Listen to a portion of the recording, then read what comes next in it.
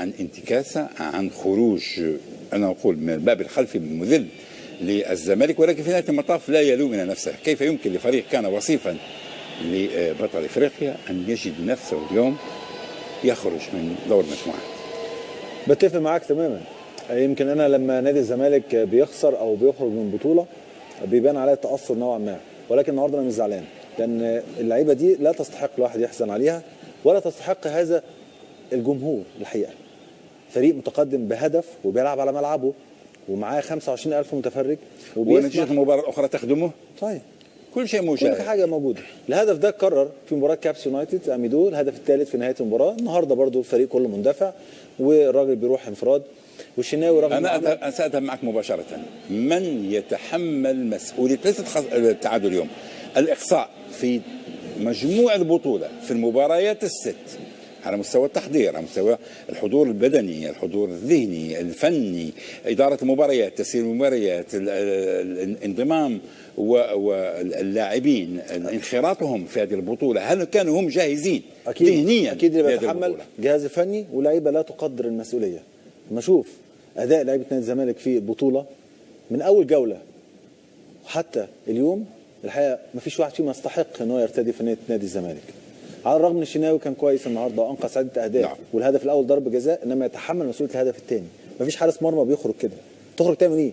هتمسك الكره بايدك؟ انت خارج، هو قبل حارس المرمى خارج المنطقه العريضه. تنفيذ الركنيه سيعود الى ابوبكر، حتى تنفيذ الركنيه وانت متاخر متعادل بهدف لهدف، يجب ان تلعبها مباشره، لا تلعبها قصيرا. تقطع الكره يصبح ولكن تصبح زياده عدديه. لازم اقول في الاول مبروك نادي اهلي طرابلس، استحق التاهل، وزي ما قلت عمل انجاز بل اعجاز انه يصعد بدون دوري.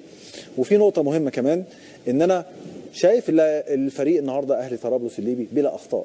يمكن الهدف الاول يمكن علي سلامه في كره باسم مرسي، الهدف الثاني سامح دربالي هو اللي كان مع معروف يوسف، ولكن كل اللعيبه النهارده كانت نجوم. ولما تلاقي فرقه كلها نجوم ويصعب عليك ان انت تختار مان اوف ذا ماتش فيهم، يبقى لازم تروح للمدرب، لازم تروح لطلعت يوسف اللي اعد اللعيبه هذا الاعداد وما خوفهمش من نادي الزمالك ولا من مباراه ولا من الجماهير. ولكن اليس مجدي وعلي جبر كانوا متقدمين في الضربه الركنيه، فما عندوش القدره على الرقابه ومتابعه المهاجم، فبص بعينيه بس على الكوره، الراجل اللي بيعمل اسيست، وبعد كده فقد قدرته على الرقابه، كان الراجل فارق السرعه راح للمرمى. ولكن عايز اقول لك حاجه سريعه يا خالد على كابتن طلعت يوسف، قدرته على ايجاد الحلول. سامح دربالي هو كان المكلف بتسديد ضربات الجزاء، ولو شفت هو اللي سجل في كابس يونايتد في اكتر من مباراه. المباراه اللي فاتت اهدى ضربه جزاء، النهارده غنودي هو اللي لعب البينالتي، وده يديك على ان في مدير فني قاعد بيدي حلول وبيدي الان في ضوء ما شاهدناه اليوم. صحيح. الان طويت هذه المباراه، ولكن الكل ينتظر من الزمالك وش اخر ودوري قادم، فريق وصيف بطل افريقيا. الان ما هي الرساله التي يمكن انت كلاعب سابق ابن النادي تعرف، هل يجب ان نقطع مع العهد القديم، مع الطريقة التي تدار بها الشؤون في نادي الزمالك، وأن نفكر احترافيا، أن لا يكون القرار استبدادي كما قال لا أبو بكر، أكيد أن يكون الفريق يدار بنزوات بمزاج.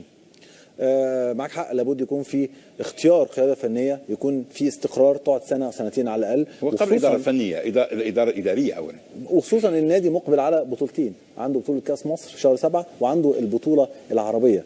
نفس الخطا اللي ارتكبه الونش النهارده، خطا ساذج احمق، ان هو واخد انذار ويعمل زحلقه في منطقه الجزاء مؤيد اللافي. واضحه. سريعا من سنتين علي جبر ارتكب نفس الخطا على بغداد بنجاح في مباراه النجم وطرد، وفقد نادي الزمالك فرصه تاهل رغم انه فاز بثلاثيه. النهارده نفس الشيء من خطا من مدافع. عايز اقول نقطه مهمه جدا، مش مشكله تخسر بطوله، ولكن تبني فريق. في بعض اللاعبين لا يستحقوا ابتداء في نادي الزمالك، وايضا لابد من اختيار جهاز فني كفء. دي نقطه مهمه جدا عشان جماهير الزمالك اعصابها اتحرقت. نقطه اخيره، المشجع الليبي لما قال ان انجاز واعجاز ان فريق اصعد لدور الثمانيه، عايز اقول له ان النادي الاهلي اخذ بطوله افريقيا بدون دوري في مصر وكان بيلعب بدون جمهور. دي رساله بوجهها طبعا مشجع قبل ما اقول له الف مبروك على التاهل. نعم. ولاعيبه نادي الزمالك بين قوسين.